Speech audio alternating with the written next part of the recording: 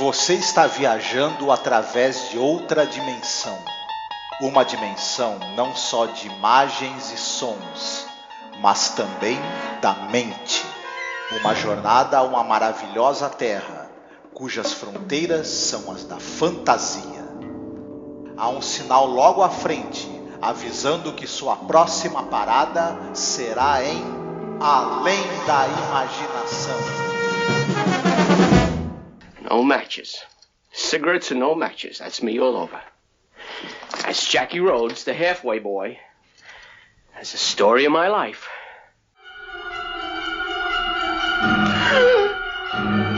Hello, Jackie. Come back here. You're not running out on me this time. You talking to me?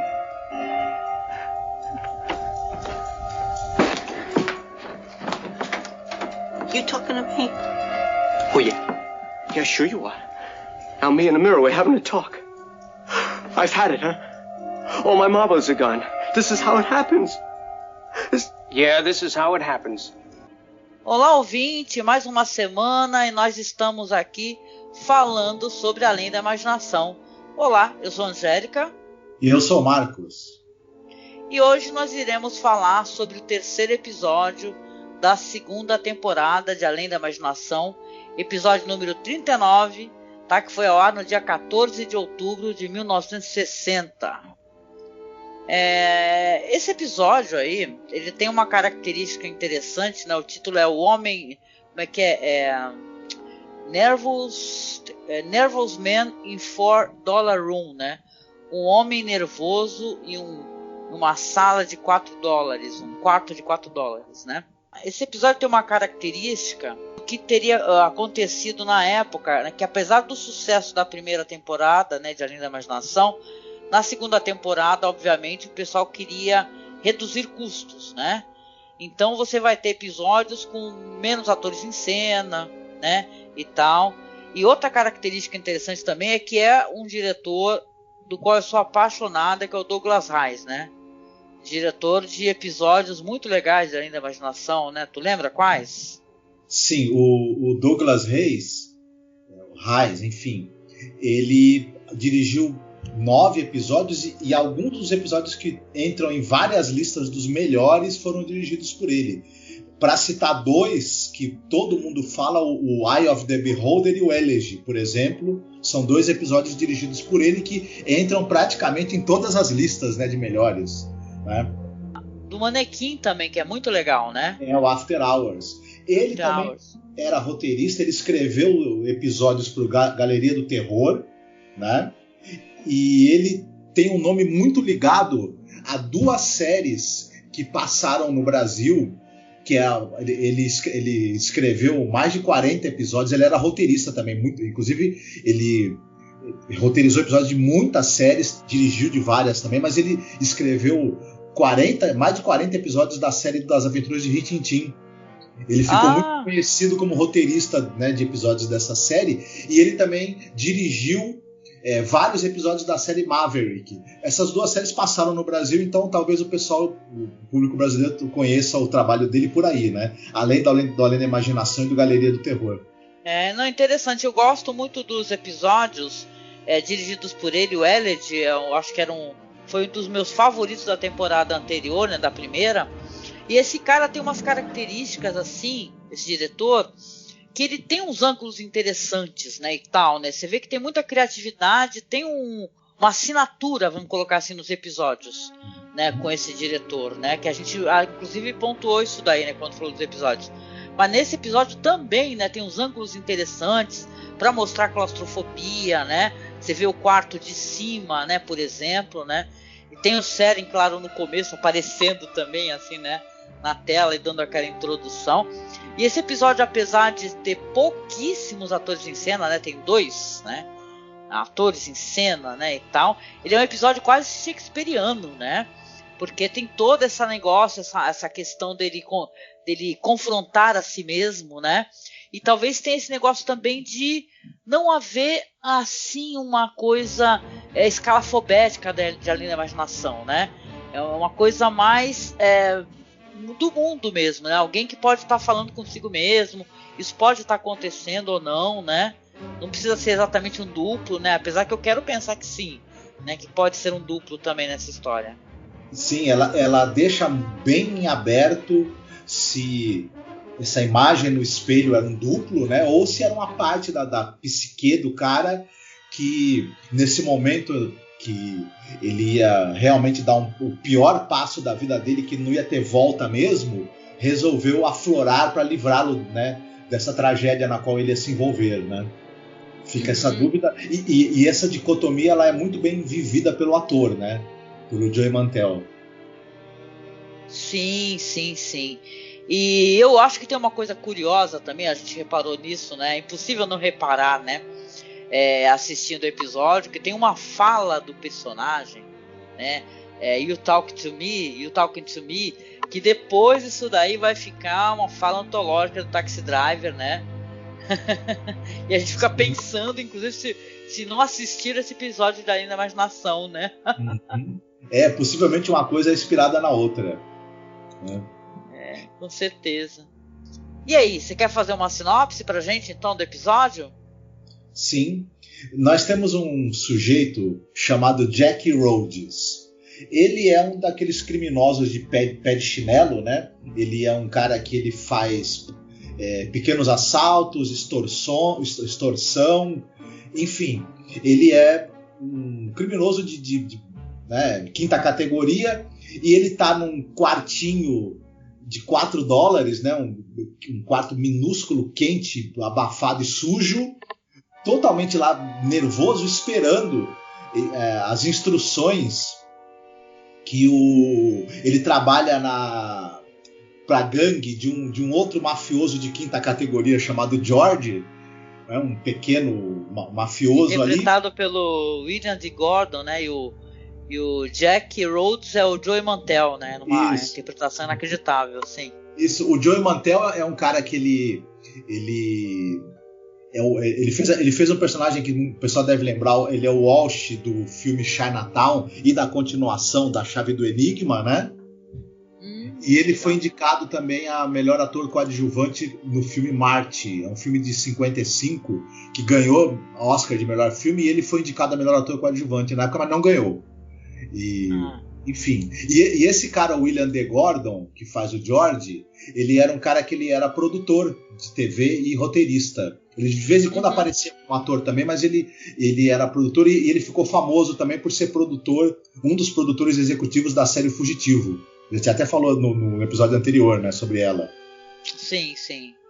Então, mas verdade. Eu sei que o Jack, ele tá lá no quarto, desesperado, esperando qual vai ser a próximo trabalho que o George vai incumbi-lo, porque ele tá sem dinheiro, ele precisa levantar alguma grana.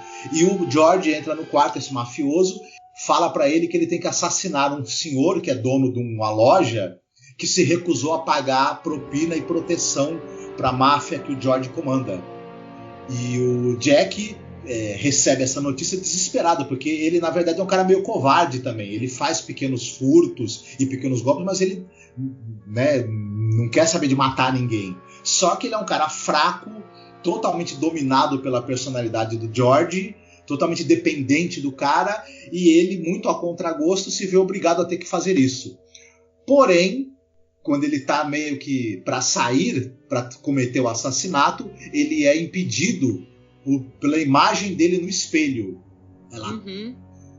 Desse senhor que é dono da loja, ele é impedido pela imagem dele mesmo no espelho. E aí começa um grande diálogo entre ele e a imagem do espelho, que é uma espécie de versão melhor dele, né? É uma versão dele que não é covarde, que não é desonesta, que não é fracassada. E ela é uma parte dele que quer ter uma chance de fazer diferente na vida.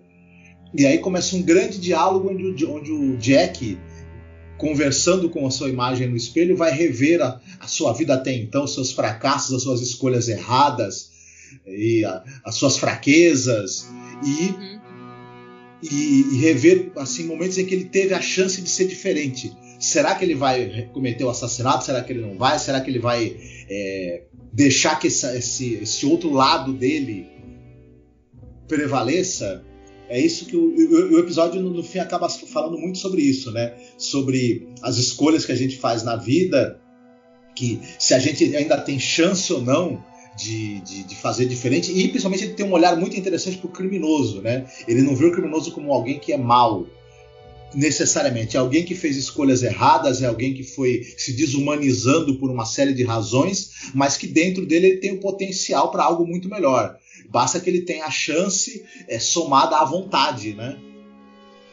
Sim, né, é verdade. Esses diálogos são muito interessantes, inclusive o efeito que é utilizado para isso, né? Porque você vê, claro que a imagem do mesmo ator, né, num outro ângulo, né? Ele conversando com ele mesmo, ali passando ali uma outra filmagem, né, não seria dele, mas só que o cara se movimenta pela sala e o reflexo também olha para onde ele se movimenta. Então achei isso muito interessante, né? E você tem todo esse clima de, como eu disse, de claustrofobia, que é muito bem filmado ali pelo diretor, e essa questão, sabe, gostei muito de você ter falado isso, de você ter o lance do bandido, ele não ser retratado como um criminoso irremediável, como naquele episódio que a gente gravou lá do cara que ele vai do passado para o futuro e tal, mas no futuro ele continua com medo de tudo e também comete assassinato e tal, né, acaba sendo punido.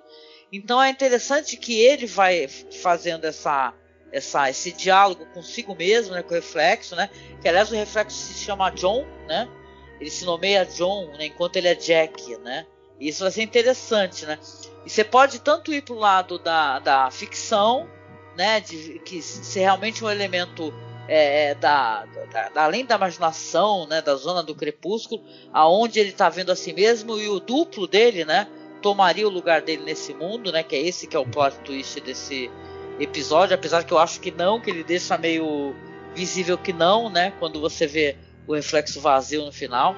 Mas é interessante, né, a questão das escolhas, ele falar que, olha só, a primeira vez quando te convidaram ali pra, como é que é, quando te falaram assim, duvido que você vai ali arrebentar o armário da professora, ou roubar alguma coisa da professora, você foi desafiado e aceitou, depois aceitou roubar um supermercado, e ele foi, né, escolhendo, todas as escolhas dele foram escolhas problemáticas, né.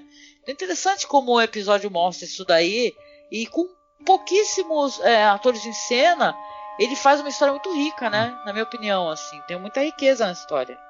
Sim, ele é muito dependente da atuação do Joey Mantel. Ele consegue fazer esse cara medroso, inseguro, derrotado, de personalidade fraca, influenciável. Toda a linguagem corporal dele, meio encurvado, roendo unhas o tempo todo, com aquela expressão de nervosismo. E depois, quando é o reflexo dele, o alter ego dele, você vê como a postura dele é muito mais ereta, como ele é seguro de si, ele transmite uma força, né, uma segurança e tá pronto para enfrentar os desafios da vida. O olhar dele é muito diferente. O olhar do Jack é um olhar assim meio dissimulado, medroso, e o olhar dele é muito franco, muito direto. Isso é muito bom. E também o episódio ele é muitíssimo bem filmado. Desde essa coisa de aparecer o Rod Serling falando com a gente e a gente vê atrás dele a imagem do Jack vista de cima no quarto, até soluções visuais que, por exemplo, quando vai ter essa troca, né, que o cara que está no espelho vai passar a ser o dominante, isso é feito quando ele gira o espelho, né? Então tem muitas sacadas visuais assim excelentes, como você mesma falou, Douglas Reis é um diretor muito habilidoso. Os ângulos que ele escolhe, primeiro mostrando as coisas mais distantes de cima, aos poucos ele vai dando cada vez mais close, a gente vai vendo cada vez mais de perto o personagem e acompanhando essa mudança dele. Tudo é solucionado visualmente de maneira muito inteligente para aproveitar os poucos recursos que tem, né? Então é um episódio assim muito marcante mesmo. Eu acho o episódio excepcional, viu? Gosto muito do desfecho, desse negócio dele acreditar, né, ele conversando com ele mesmo, né, consigo mesmo, com o reflexo no espelho, ele chegar à conclusão que sim, né, que ele pode ter uma chance, né? É muito emocionante isso, né? Quando o personagem, o homem do espelho, né, que seria o John, ele fala assim: poxa, por que agora a gente não pode ter outras escolhas? Você pode se casar, você pode ter filhos, você pode arrumar um emprego, você não necessariamente precisa se tornar um assassino, né? Porque o George, ele fala assim: agora você vai subir de nível, né? Você vai se tornar um assassino, e dá a arma na mão dele, né?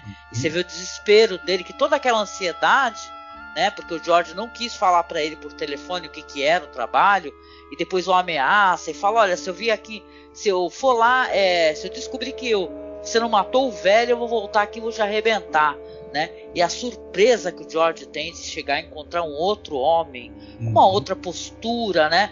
E é legal como tem todo esse suspense dentro da cena, que o George entra e ele tá de cabeça baixa, sabe? Ele tava de cabeça baixa, ele não tá mostrando o rosto pro espectador, né? E o George tá ali com aquela postura, e ele simplesmente vira para cima e fala assim: eu me demito, eu não quero mais, para mim já chega, né? E quando o George começa a falar, ele dá um safanão, né? Aí você vê que naquele momento o George, que tinha toda aquela empáfia, né, um tom ameaçador, né? Porque ele não inspirava nenhuma ameaça pro George, naquele momento ele se tornou uma ameaça enorme, né? E aí o George rapidinho, né, vai se pirulitar. E ele até joga a arma depois atrás do George, né? Inclusive reclama do quarto, achei isso sensacional. Ele liga pra recepção e fala: ó, esse quarto é péssimo. Que é o tal de quarto de $4, né? A estadia. Ele fala, quente, sujo, é um quarto para vagabundos, né? Ele mesmo fala e tudo. Ele vence o George rapidamente, né? Dá 2, 3 pancadas e põe o George para correr. Ele vence o George tão fácil porque ele já tinha vencido uma luta muito mais difícil. Ele tinha vencido a ele mesmo. Sim, então, teve muitas argumentações, né? Porque esse negócio dele não acreditar em si, isso vem desde pequeno, né? Dele apenas achar que tipo assim, ele querer fazer parte de um grupo, no caso um grupo que estava levando ele para um péssimo caminho, né? E ele conseguir se reencontrar naquele momento onde ele iria se tornar um assassino é sensacional, né? Sim. Eu acho um tremendo episódio.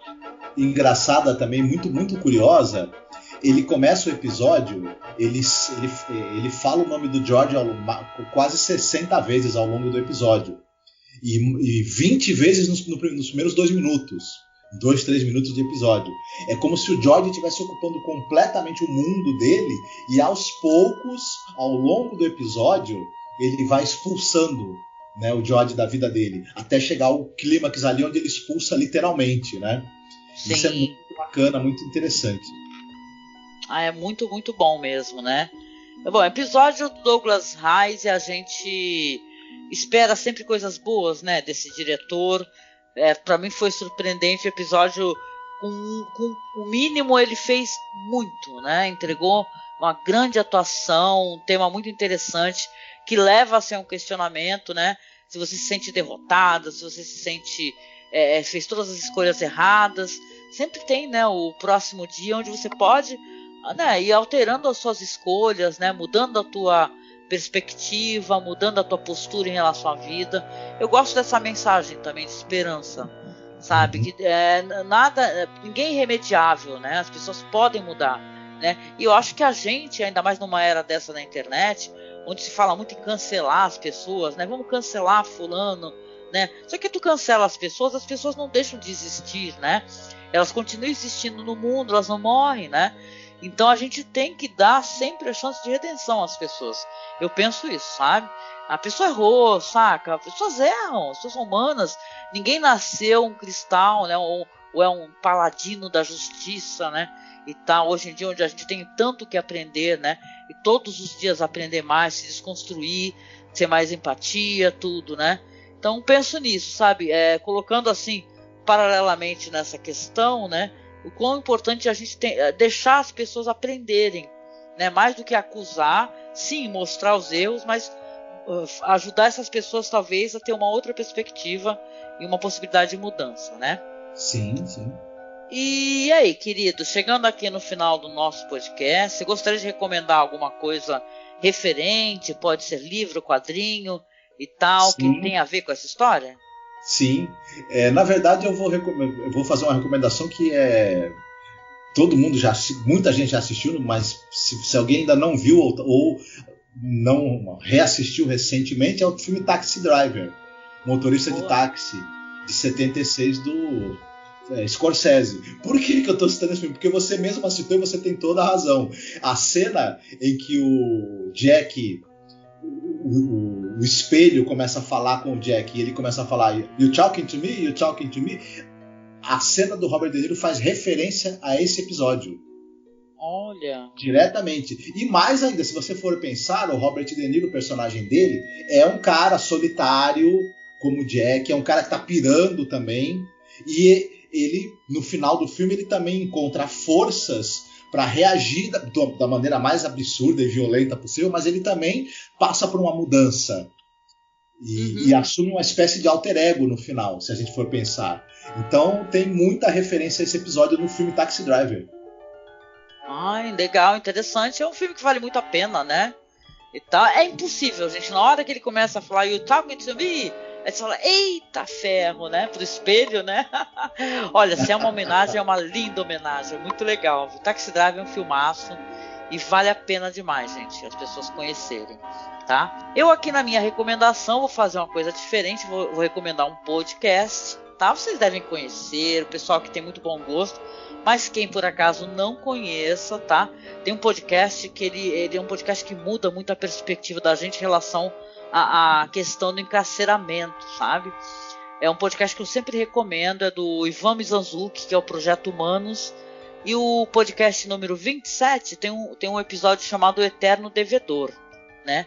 Ele é produzido pela Isabela Cabral. E é excepcional esse podcast, que vai contar a trajetória, né, de um homem, de um carioca chamado Samuel Lourenço, que ele cometeu um ato de extrema violência contra a vida de uma mulher, né? Ele matou uma mulher grávida, inclusive por questão de amizade, sabe? A mulher nem tinha nada a ver com ele, era tipo amante de um colega dele que estava querendo revelar para a esposa dele o caso. E ele foi lá, o cara no final das contas acabou nem cometendo o crime, e ele foi lá sozinho e matou a mulher. Então, essa é uma história que quando você sabe dessa história a princípio, né, eu não estou revelando nada demais, que eu acho que toda a experiência de escutar, que sim, é fundamental. Mas quando você escuta, você fica revoltado. Você fala, esse cara, ele nem conhecia a mina, né? Olha só que absurdo, né? Numa época que se fala tanto de feminicídio e tal. Essa pessoa, ela tem solução? Como é que funciona? Então, mas esse episódio tem uma coisa interessante da gente pensar a questão de ressociabilizar uma pessoa, né? Quando você quer que alguém vá preso, você quer que essa pessoa vá presa para quê? Para ela sofrer, para ela pagar, para ela ser morta, né? Você tem a questão da reflexão do Estado ser responsável por aqueles seres humanos, né? Então, porque eles estão ali para poder voltar ao convívio social. Então eles precisam, obviamente, ser, né, ter orientações e tal, e ter situação. Não pode ser um espaço nojento, podre, entendeu? Como ou pior ainda, um espaço que na verdade é uma faculdade, né? Às vezes a pessoa é obrigada a se juntar aí a esses grupos, tipo, sei lá, PCC, o que mais, né? Mas a questão toda é que Samuel, esse homem, ele tem uma trajetória curiosa de redenção, né? Onde ele vai começar a estudar dentro da cadeia.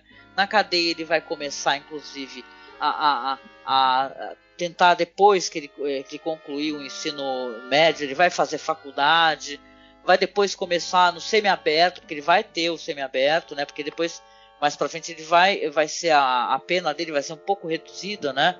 Porque é esse negócio de bom comportamento e tal. Então é uma história muito, muito interessante. É uma história que tem um título muito curioso, porque é o eterno devedor. Você vai estar sempre devendo o mal que você cometeu a outro ser humano, né? Mas será que você deve? Eu acho que a sociedade precisa entender, educar, né?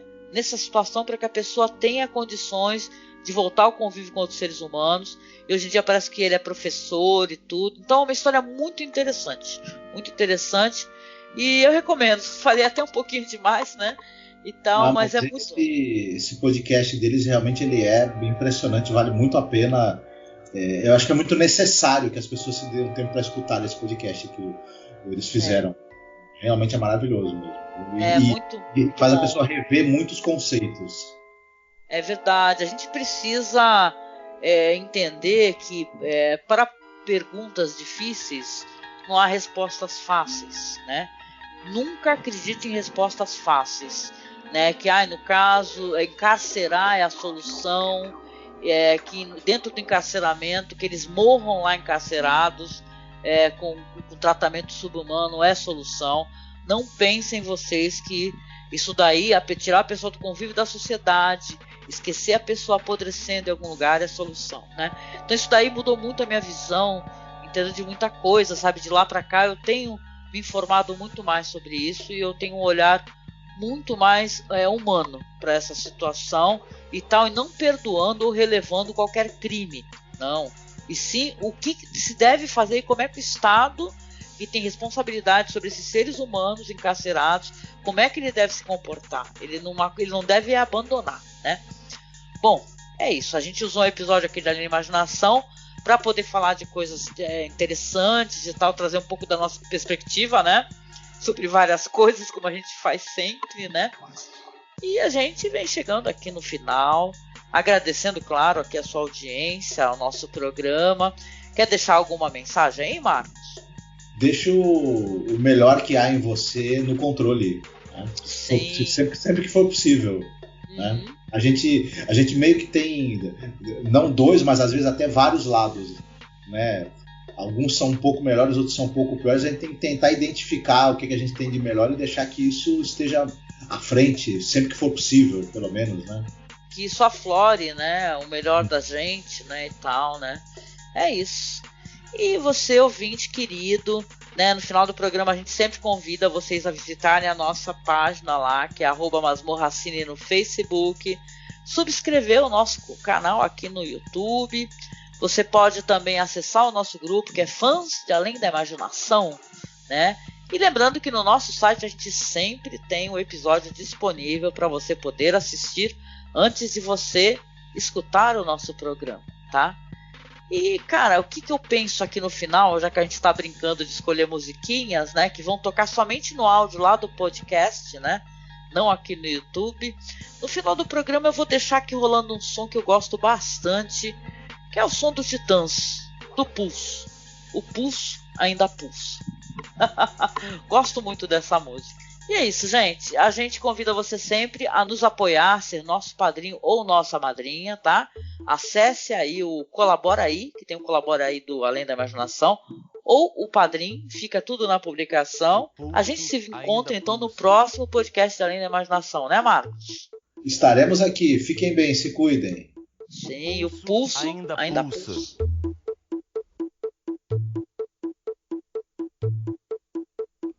Peste bubônica, câncer, pneumonia, raiva, rubéola, tuberculose, anemia, rancor, cisticircose, cachumba, difteria, encefalite, faringite, gripe, leucemia.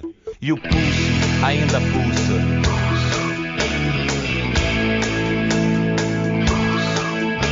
O pulso ainda pulsa.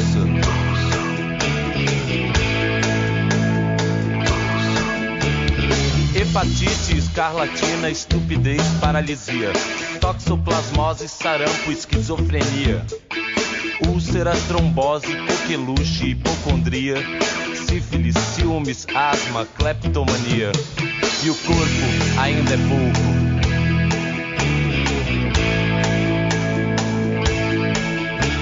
O corpo ainda é pouco.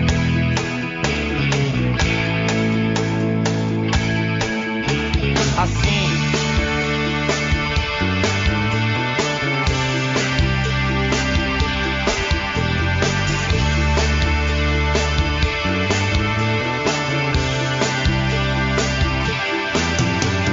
reumatismo, raquitismo, cistite, disritmia, hérnia, pediculose, tétano, hipocrisia, brucelose, febre tifoide, arteriosclerose, miopia, catapora, culpa, cárie, cãibra, lepra, afasia. O pulso ainda pulsa.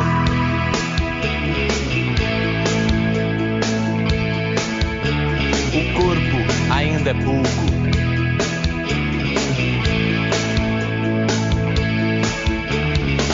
Ainda pulsa.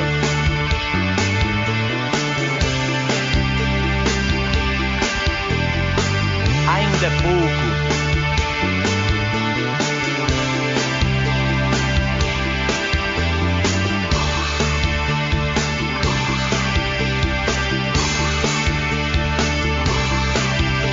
Assim. Pulso. Pulso. Pulso. Pulso.